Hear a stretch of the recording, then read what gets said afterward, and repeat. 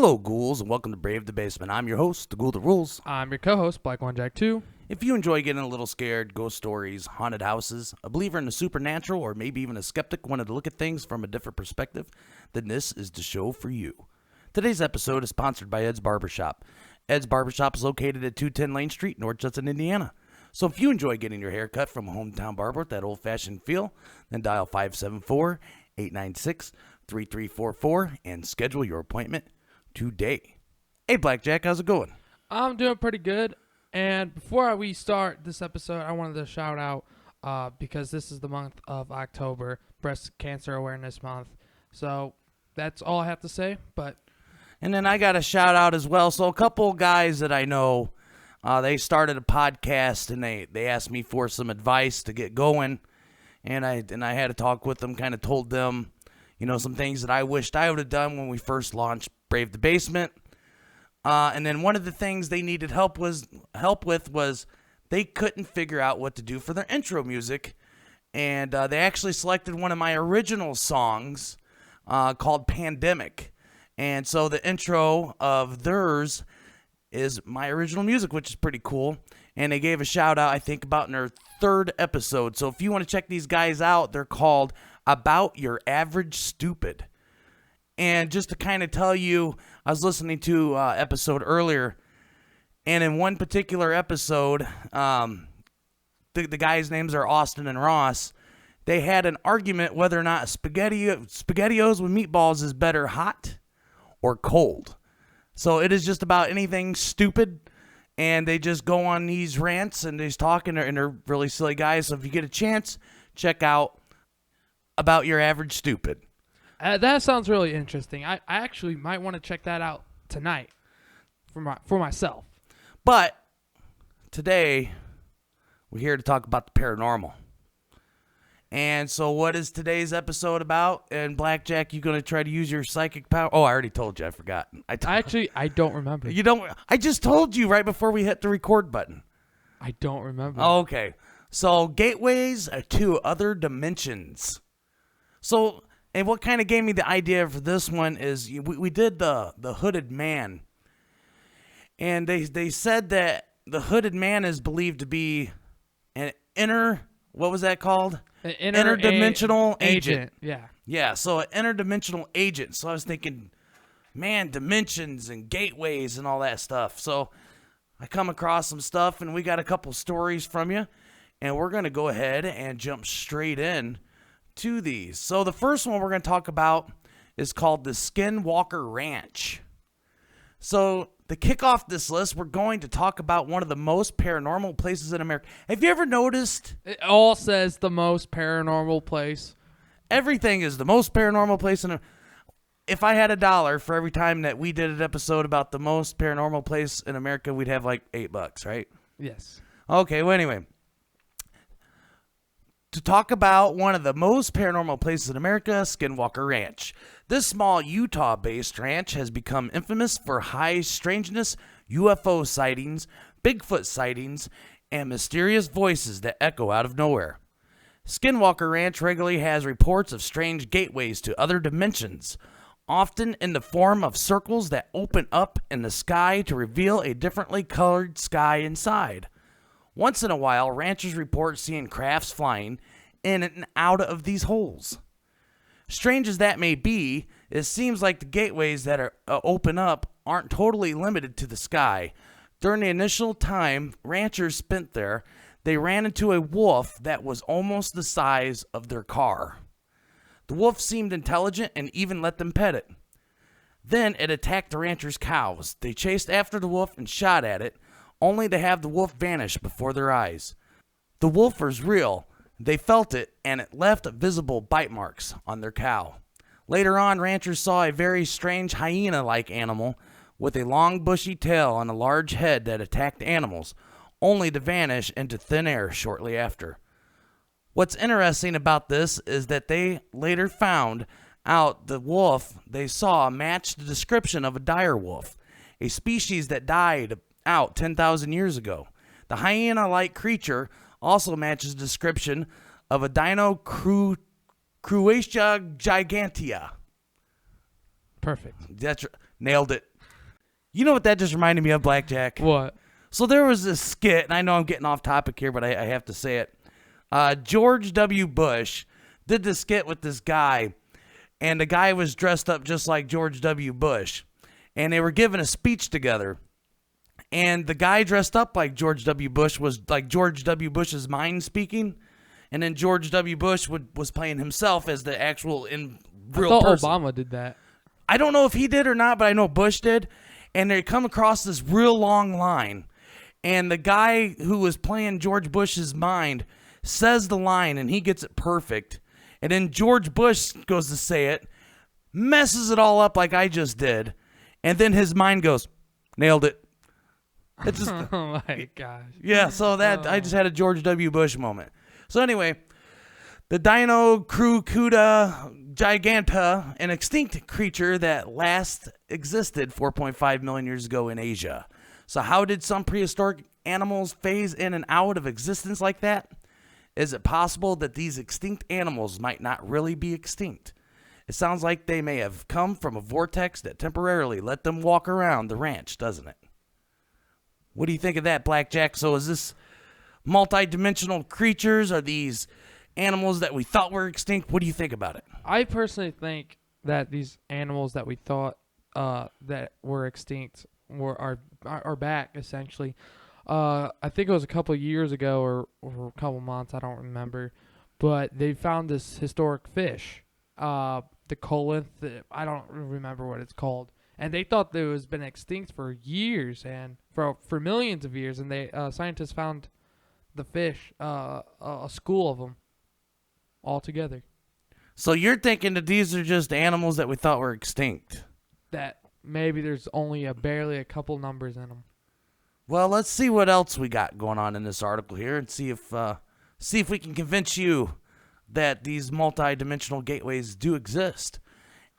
In early part of this decade, China had a serious spat of strange sightings involving cities that seemed to float above people in the sky. The floating cities looked nothing like the cities where they were spotted and had details that included towers, windows, and even signs.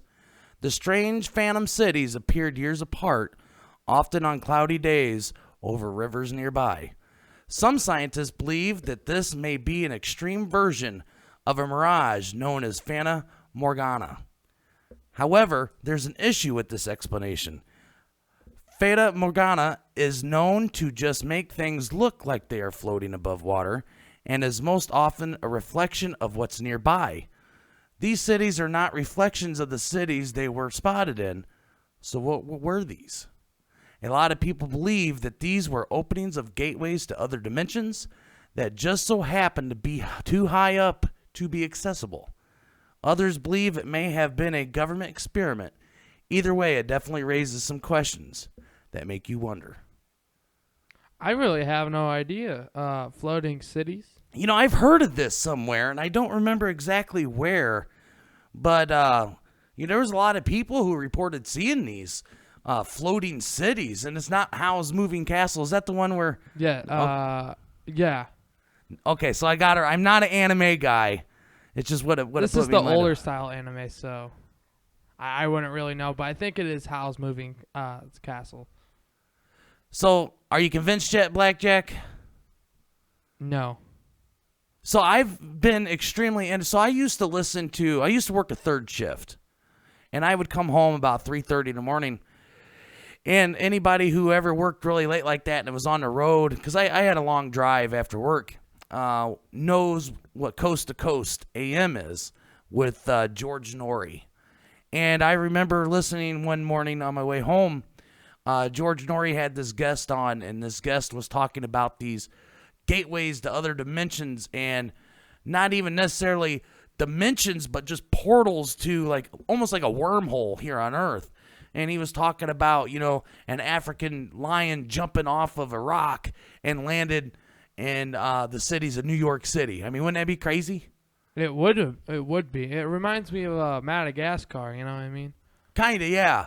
So there's a lot of people who report these things, and a lot of people believe that there really isn't life after death as we think of it with ghosts and all that.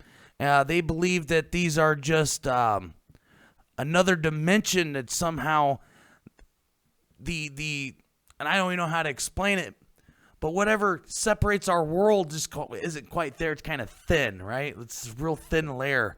And what you're seeing is these people moving in and out of their daily lives just like we are, but they appear to be ghosts to us. And if that's true, would we appear to be ghosts to them? My question is, if there's these portals opening up everywhere and stuff, why is there a game, the elevator game, why is that game a way for you to travel into that one dimension? Well, that's just like last week when we talked about the hooded man. It was another ritual game that, brought you through supposedly other dimensions. Now, here's a story that's in Peru. So we went from, America to China. Now we're going to Peru. Peru's Marcauasi Stone Forest is often considered to be one of the most active gateways to other dimensions in South America. The beautiful, picturesque forest is known for having massive rock outcroppings that seem to have a humanoid shape to them, despite no known history of them being carved. Natives to the area have long considered the stone forest to be a sacred place, not to mention one that's to be feared. Its reputation for having gateways to other dimensions comes from the fact that many mysterious disappearances have happened there over the centuries. One person came to a doctor's office after a particularly strange visit. The patient, a woman who is paralyzed throughout the half of her body, claimed to have seen a cabin while hiking with friends through the stone forest. The cabin itself seemed oddly designed and very out of place. The cabin had windows that glowed inside, a stark contrast against the night sky. Peering inside, she noticed people in period clothing laughing and cavorting as if they were in a party. There was sounds coming from the cabin, almost beckoning her to go inside. The woman felt an unnatural urge to go into the cabin and open the door. Soon a feeling of dread came over her. Friends and they chased after her. She walked halfway through the threshold and then was pulled out by her friends. The half of her body that walked through the door became paralyzed from then on. The patient has gone on record to say she believes she walked into another dimension and that if she went through the doorway, she'd never been seen again. And I was going to bring this up. We have a lot of people that just flat out disappear and you never see or hear from them ever again. And no traces left of them. So, is this another piece of evidence about these gateways that you could actually accidentally cross through? How about the Bermuda Triangle? So the Bermuda Triangle is kind of fascinating in of itself, and what's funny is you kind of hit me on the spot, so I'm not prepared, but I've read somewhere, and I'd have to fact check this, that if you take a globe and you put your finger on the Bermuda Triangle and put your other finger directly on the other side, where your finger's touching is another Bermuda Triangle type place. I don't know if I'm remembering that incorrectly or if that's true or not, but I swear I read that somewhere, if that sounds familiar to you. Have you ever heard anything like that? No. So the Bermuda Triangle, as everyone kind of knows, a lot of planes and ships and people have just went inside the Bermuda Triangle and never came back. And it's been mysteries for years what happened to these people. So I don't know. So you think that could be another gateway? I mean, anything's possible. I would like to look into what I just said about, drawing a line through the globe and, what's on the other side. I'm pretty sure that was considered something, but I don't quite remember. Like I said, you kind of hit me on the spot. I wasn't prepared for that one, Blackjack. You got to stick to the stuff that I have notes on. Come on, stay to the script. Stay to the script. We're supposed to be professionals here. Well, the thing is, I don't have a script. That's true. That is very true, actually. You're the only one with the script, man. You know what? I just find some information. I don't even kind of plan out the episode. I just kind of go with it. One day, the Mad Hatter. Yeah, exactly. It's Mad Hatter. Couple notes. We talk about it.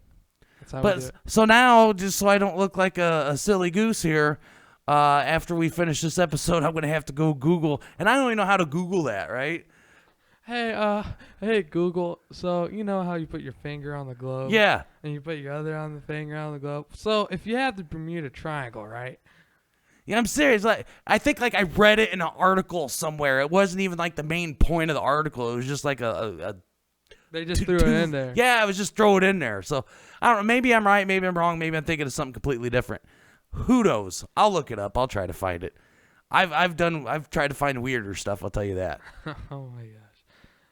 But other than that, so Blackjack, what do you think about these gateways to other dimensions?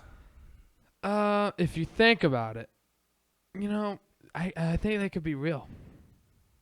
You think, okay, so, and this is just a little fun fact about Blackjack. Blackjack is a fan of the TV show The Flash. Yes, I love The Flash. And they do this Earth 2 thing? Was it Earth 2? The multiverse. Yeah, the multiverse. But was that called Earth 2? Earth 2, there's infinite amount of Earths.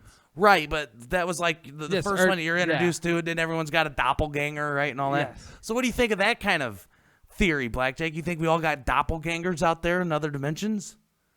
Well, the whole point that makes, about the Earth is because there was like different vibrations or whatever. And I don't think there's any multiverse. I think there's only one Blackjack and one Ghoul who rules. So you think that we're it and that's that? Yes. So there is a theory, and it's one that I never really liked, and I have my reasons for it. That is, every decision, there's dimensions out there and other universes and all these other terms that they come up with. But every decision that you make in another universe or dimension or time period, and they do that in The Flash too. Yeah, you've made the other decision. In Earth, whatever, the Nazis won World War II. Yeah, but I'm talking about small decisions. Small decisions? Yeah, should I start a podcast? Should I not start a podcast? Should I play guitar today? Should I not play guitar today? What do I want to eat for dinner? Do I want to go to this store or want to go to that store? And so the theory is every decision you make creates all these multi-universes. So they're infinite. I mean, how many decisions...